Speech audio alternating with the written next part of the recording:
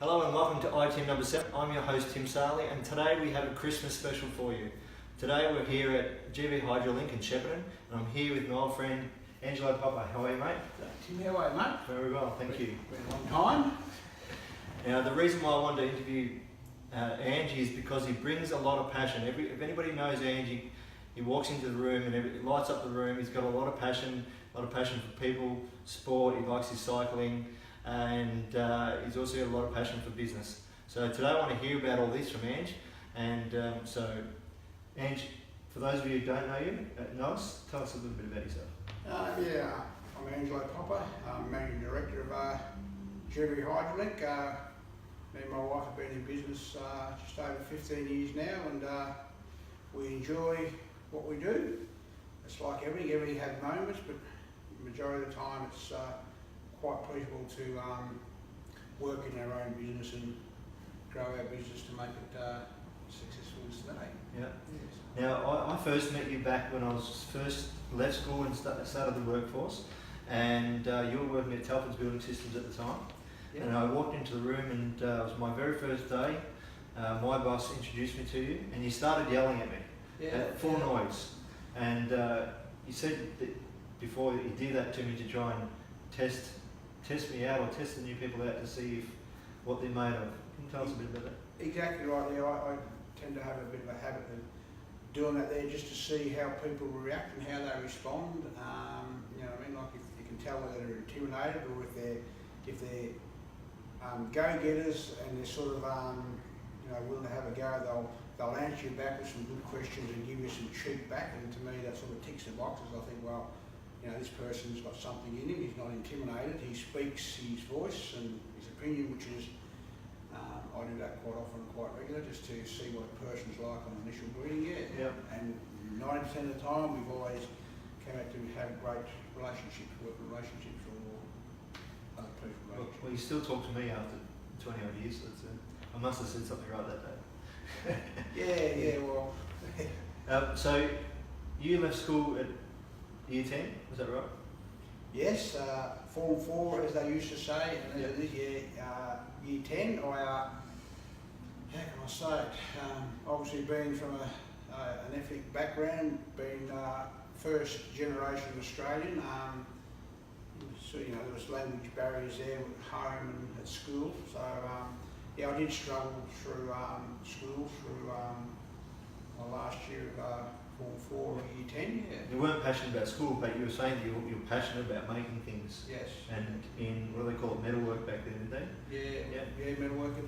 I did really well at school as far as the metalwork classes and the woodwork classes. I sort of excelled there and did a lot of things well around the boundaries that you weren't supposed to do, but I challenged those boundaries and they all worked. But then I had to sort of pull up a bit on it. But yeah, that was just me. I just thought outside the square. Yeah. So you left there, did your apprenticeship? Yeah, I did my apprenticeship in 1979. I started with J&A Engineering in Cobram. It was back then a small engineering company to it's a massive company now. It was hardcore work. It was hardcore engineering. It was you had to earn your keep, and it was a great learning curve for me as far as being able to use your skills and be creative. I had the opportunity to use my own brains to make things. So I got along well there with all levels of staff and management there, and we did some great projects there. I was like a kid in the lolly shop that sort of started me in a passion that I've still got today. Mm. What made you get into business? What decided, and where'd you go from there? Oh, it was probably something that was always a bit of a passion of mine to do something for myself and just to see how I would stand on my own 2 feet, to be probably 100% control of my own destiny, you know what I mean? So at the time I thought, I achieved there, and I decided that I wanted to move on. The opportunity came up to buy a hydraulic business, which was obviously in its sloping down. It wasn't doing too crash hot, but it had plenty of opportunities because I knew what was out there, what oppositions were out there. So So I knew what the shortfall was in the town within that industry. So I brought that business 2003, I think it was. Yep. And I did not consult one bit of it with my wife. As and I'll explain the reason for that there is I'm a positive thinker and I'm a forward goer, and I don't like it that when I'm trying to do something and people put negative thoughts in my mind, you know, because I'll conquer it, any negative thoughts, you know. So I didn't want to have that barrier of someone saying, oh, you shouldn't do it, or give me any negative thoughts.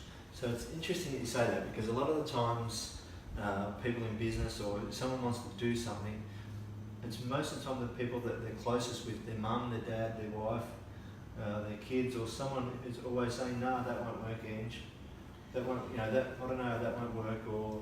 The thing is, if you're that type of person that you need that advice from these people, you're not a positive person, and you're going to struggle. You've got to have a passion, you've got to have a drive, you've got to be positive. If you look at something, you're going to do it. You're going to go out there and attack and you're going to do it, it's going to work for you. You are halfway there, you know what I mean? So that's a passion, that's a drive I had. And, you know, I bought the business, and obviously I had to consult with my wife when I had to borrow all that money. So I told her the story that this is what I've done. I bought a business. We take over in 4 weeks' time. I said, you're quite welcome to give up your day job and come there and work there in the office, and you can, you know, that would be your part. So yeah, as you can imagine, the words that were said. Thanks for consulting me, blah blah blah. But I explained to her, I explained to Lynn the reason why I did it, and she agreed upon it. And so we brought the business. She worked in the business. She was very nervous about the whole thing when I wasn't. I was just prepared to attack. So it just worked. Yeah. We had some great mentors at the start that give us the ideas that, you know, about business, you know what I mean? So in the office we had a great lady to help Lynn who taught her. I had Lou Purder from Purder Thompson and Partners, who Lou, for that whole journey of our business has been a great mentor for us, you know what I mean? Like, you know, give us some great advice, and you know, where he couldn't help us, they got people there to help us too. As I say, and I keep going back to, and as I call myself, uneducated fool, these are the struggles you have in business. But as I said, you know, positive and passion and drive will override that. There comes a time when you need that other help. So if you always lean on some mentors if you need to. It's good. It's good and it's healthy for every business to do that. What time do you get up? Around about say 5, 5:15. What's your morning routine? What do you do?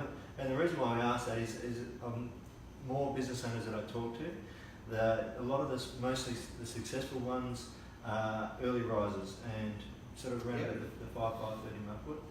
What's your morning ritual? In business, you need to have outlets, and my outlets is early rising, and I ride my push bike. So your alarm goes off at what time?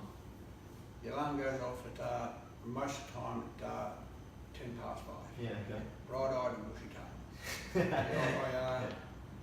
I get excited. I've been riding for 6 years now. I get excited about every ride. I love riding. So I get up, downstairs I go.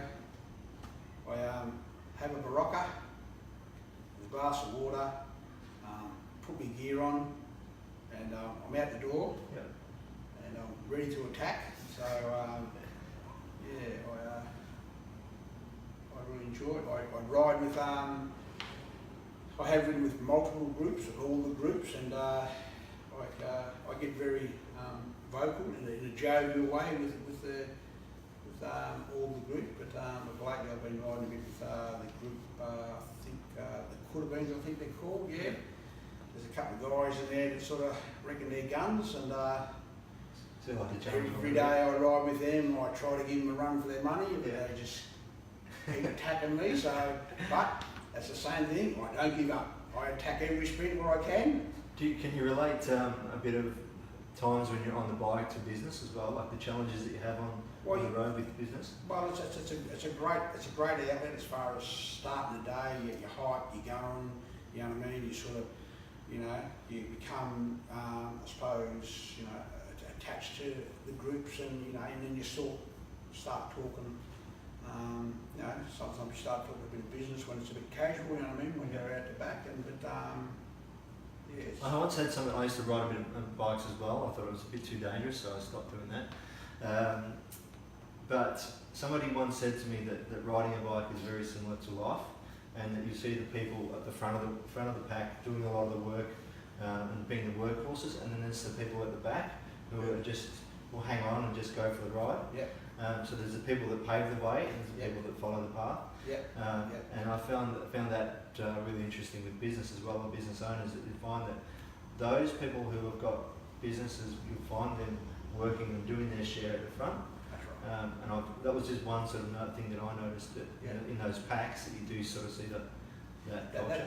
That's dead true. Yeah, I like to. You don't hang at the back, do you? Sorry? You don't just hang at the back, do you? No, I'm not hanging right at the back. No. I do my share when I can do my share. Yeah, don't get me wrong. Don't get me wrong. You're right what you're saying. Like business, that if you're going to drive your business, you have to be out there in front. You know what I mean? You've got to be innovative in what you do in your business, and Okay. I'm just mindful of time, Ash, but what's been your biggest challenge in business? There's probably two biggest challenges I think that I've come across is probably obviously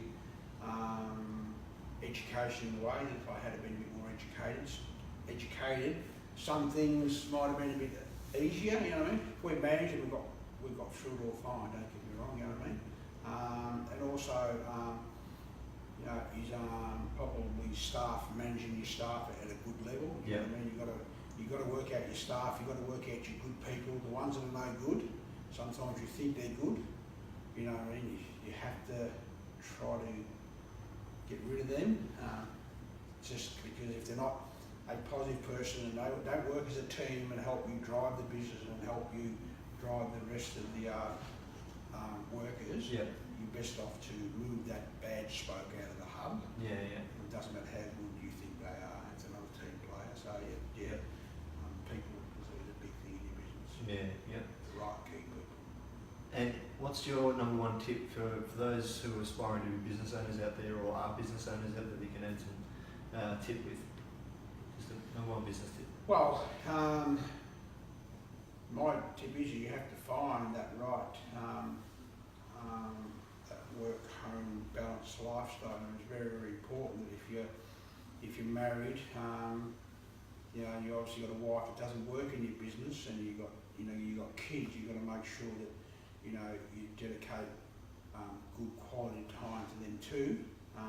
You've got to be able to really focus on shutting off at your business and don't take it home. If you do take it home, and people don't get me wrong, you've got to be aware that you do that. You've got to be able to pull yourself up and obviously explain to your family members why you like that there. You know what I mean? Because I think that if you haven't got that good balance of work family, it's going to suffer. Something's going to suffer. You have to make that decision where it's going to go, and sometimes the whole thing could fall over. You've got to be able to enjoy the whole journey. Work home, you've got to enjoy it. You've got to enjoy it. Excellent.